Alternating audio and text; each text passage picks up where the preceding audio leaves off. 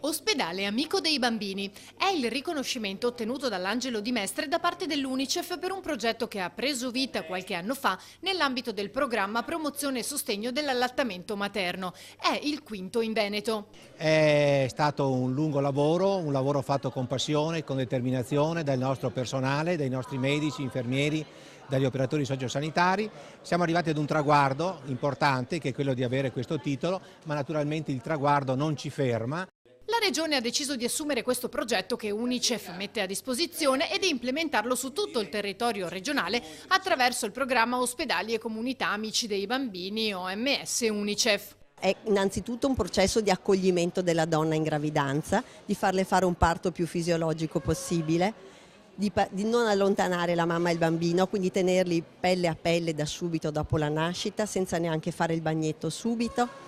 tenerli vicini con il cosiddetto rooming in, cioè bambino e mamma in stanza, presenza molto consistente dei papà, e alimentazione guidata dal bambino e non ad orari, aiutarla molto nella dimissione, quindi che trovi anche quando va fuori una comunità amica e quindi un sostegno anche per i problemi che si possono presentare dopo la dimissione.